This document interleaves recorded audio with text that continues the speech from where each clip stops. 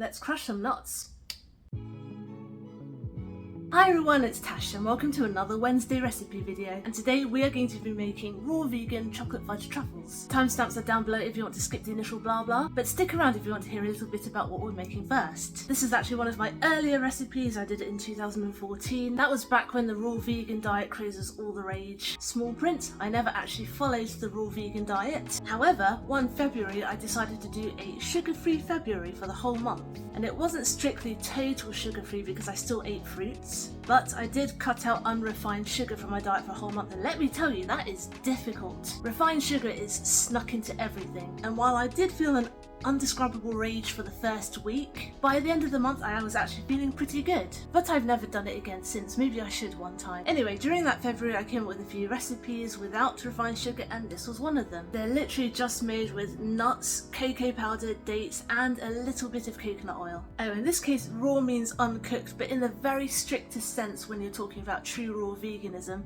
the food, any ingredient cannot be raised above a certain heat. So if you're doing this true raw vegan style, you'll have to get raw cocoa powder, extra virgin cold pressed coconut oil, and make sure your nuts are raw as well. I don't bother with that in this recipe though, I just use regular cocoa powder from the shops. Whether they're healthy or not, depends on how many you eat. Dates, although they are a natural fruit, they contain a lot of natural sugar. However, you're also getting all the other nutrients of the fruits and the nuts. So nutritionally wise, when it comes to eating one of these versus eating a teaspoonful of sugar by itself, or even if you just eat one of these compared to an actual chocolate truffle that's made with chocolate and sugar and cream, more nutrients in these. And that I guess you could kind of call healthy, but again, everything in moderation.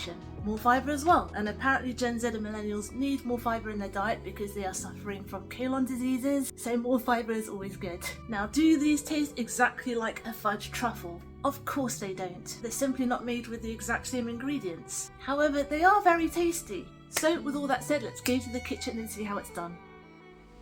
First, we've got to blitz some cashews. So here I have 400 grams, which we're going to dump into my food processor. And I've just popped the top on. Gosh, I really need a proper tripod because I'm now filming with my hands.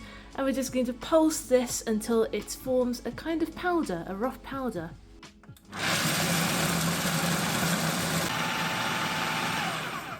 We're back up here, and now we're simply going to add the rest of our ingredients.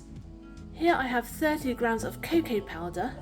I have sifted it, but usually I don't actually bother because we're going to blend it all up anyway.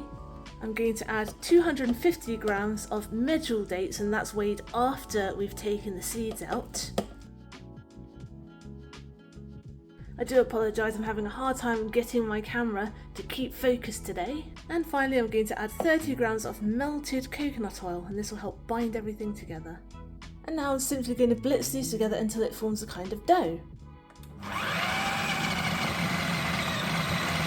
Now I do like to give the sides a bit of a scrape down and then give it a final pulse, just to make sure everything is well combined. Sorry, I keep knocking my gooseneck clamp because it is right in the way.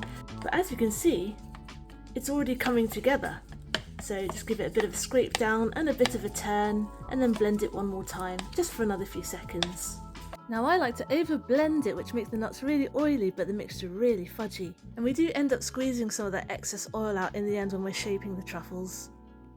Now this next step is totally optional, but I like to dust mine with a little extra cocoa powder, but I hate mess, so instead of rolling them out on a plate, I'm actually going to use a bag method. Just going to put a couple of tablespoonfuls of cocoa powder in my sandwich bag. It's a large sandwich bag. There we go. Might need a little more, let's see how we go. We're just going to take spoonfuls, about a teaspoonful, a big teaspoonful, of our truffle mixture. Oh, that is amazing. That oil is starting to come out, but that's not a problem. It'll help them not stick to each other. Give them a squeeze. And I'm just going to drop it in our cocoa powder bag. And we're going to continue doing this until we've used up all of our mixture.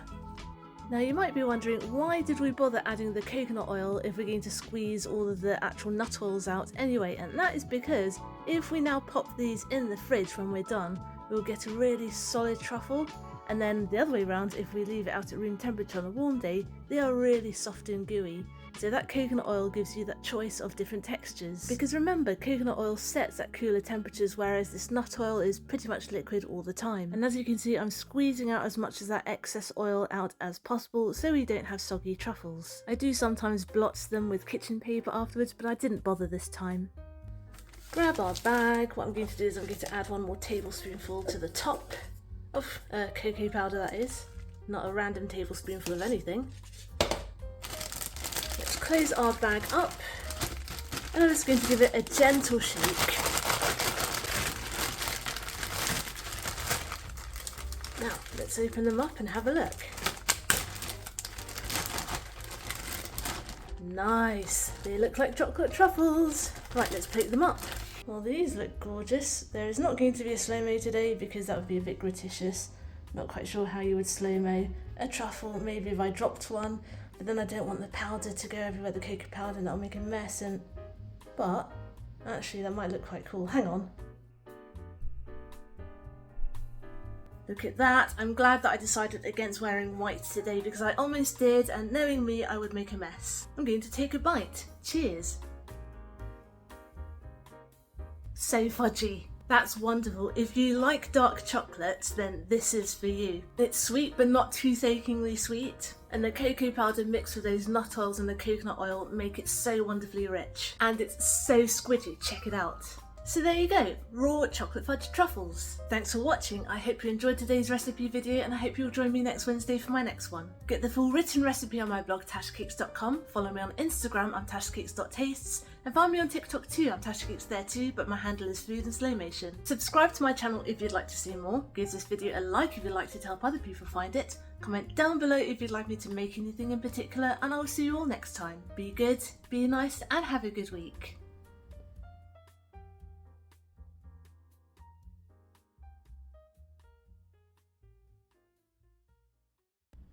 Don't know if you can hear that. There's an ice cream truck and it's playing the Blue Peter theme. Usually the ice cream truck around here plays either Greensleeves or Teddy Bear's Picnic.